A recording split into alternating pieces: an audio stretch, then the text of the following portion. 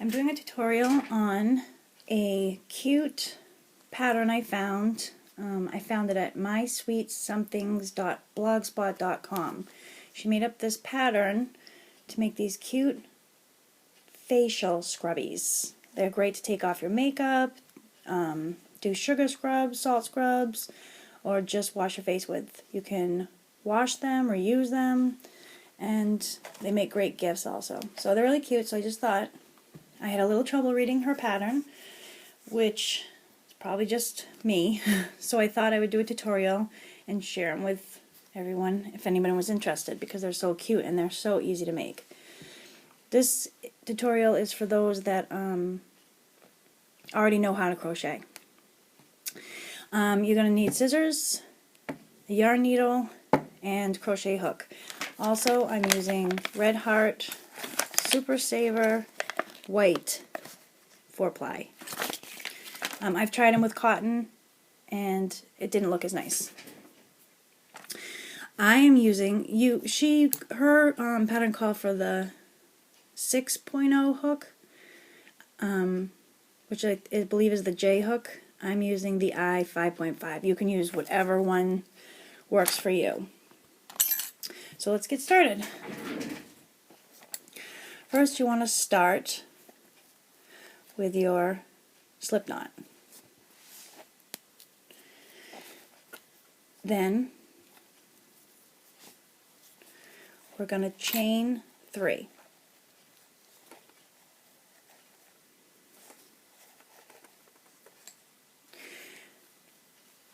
In your first chain furthest from the hook, you want to make a slip knot.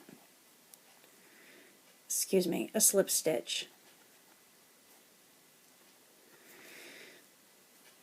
You can weave your tail in if you don't want to use the yarn needle later. I just kind of let the tail, if it wants to weave with me, I let it, but I don't force it. After you do your slip stitch, chain 1. In the center ring, we are now going to do 8 puff stitches. These puff stitches have 7 loops on the hook.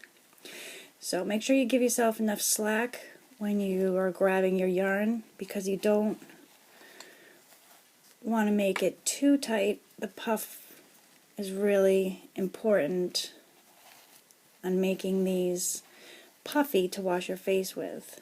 So give yourself lots of slack. So I have 2, 4, 6, 7 loops on my hook. Yarn over, pull through all.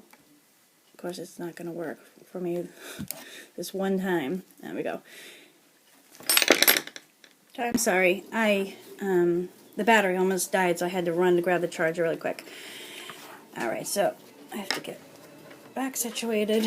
I make soap, and I got a lye burn under my fingernail, and I'm still sore from it, and it was definitely a few days ago, so okay. So we did our first puff stitch, chain 1 to secure every puff stitch, and we're going to do 7 more in the center ring, because we're going to do a total of 8. So yarn over, pull through, yarn over, pull through, giving myself not too much, but enough slack. I don't know why I'm shaking. Remember, chain 1 at the end of every puff stitch to secure it. And there is, so now we have 3, and I'm going to do 5 more and come right back. Okay, so I did 8 puff stitches in that center ring, and to close row, I don't know why I'm having trouble talking today. So we want to slip stitch to close the round. First round. So where you're going to go is you're going to find your first puff stitch, and at the top you're going to do slip stitch right through that secure chain 1 that you did at the top. Okay, and now it's closed. You're going to chain 1 to secure it. Okay, and you can see it's perfect as it is. You know, you could even at this stage you can close it up, chain a make a chain and make it a finger scrubby. That would be cute. Okay, so then what we're going to do is, in between each puff stitch, we're going to do 2 puff stitches in between each puff stitch. So I'm going to go right through the first one here. You cannot miss them. There's a big wide stitch in between. Pull through all 7. Ugh.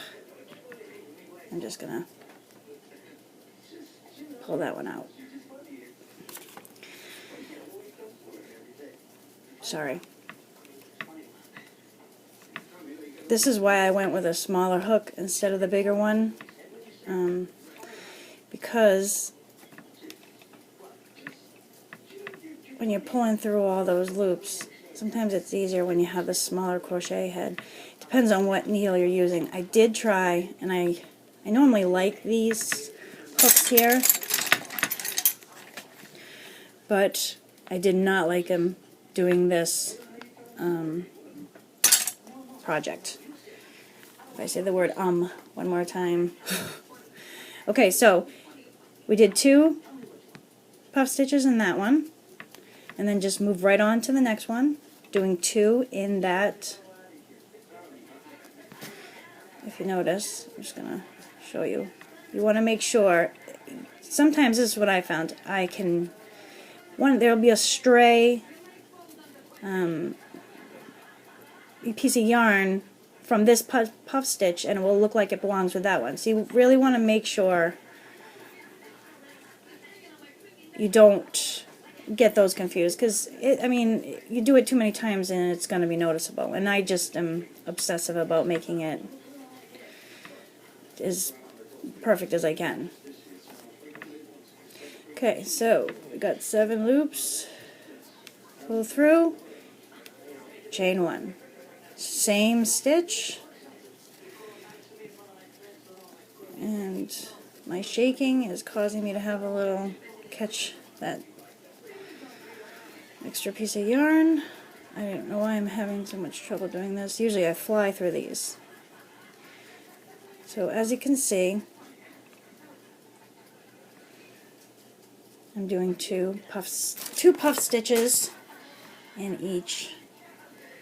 So I'm going to finish this round, and I'm going to come back when we're going to slip stitch. Okay, I'm back, and as you can see, I finished that round, second row. Another thing, I have tried it with a third. It was too big, and it didn't lay flat nicely. And I have a nice jar.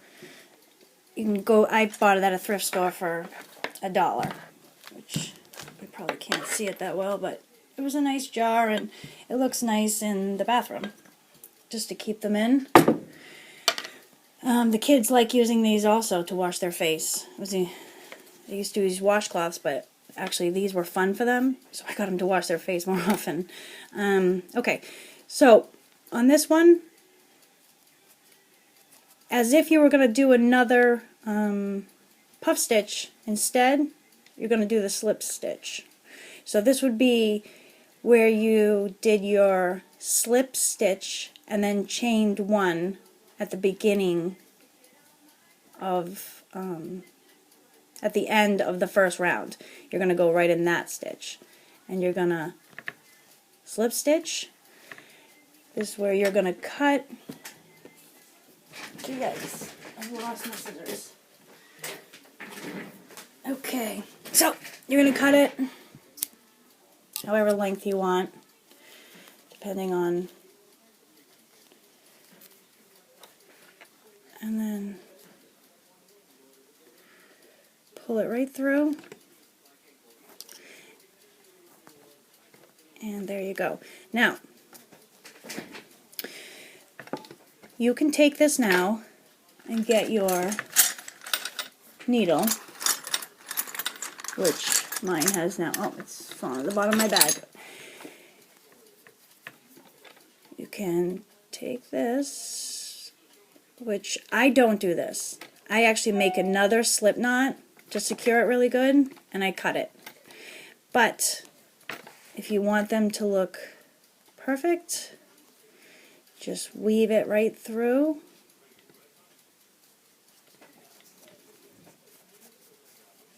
There you go. And then just trim the end. As you can see, this I'm going to cut because it did weave through several different ways, so it's secure enough. Now, I do this with all of them. I never weave that in. You can. That's totally your decision. This is one of those patterns where you can kind of mix and melt it. I wonder if you could actually, to make it puffier, instead of having 7 loops for each puff stitch, maybe you could do 9. I think these are fine. They're nice and thick, and they worked great. So that is the facial scrubbies from mysweetsomethings.blogspot.com, and this is her pattern, not mine. I'm just doing a tutorial on how to read her pattern. This is my first video, so please be easy. I actually found, maybe you want to find it too, I will try to add her link. I found another video on here, a woman that made these drawstring bags. I make my own soap. There is a honey almond oatmeal, and I thought, oh, when I saw her bags, you can make them for any size,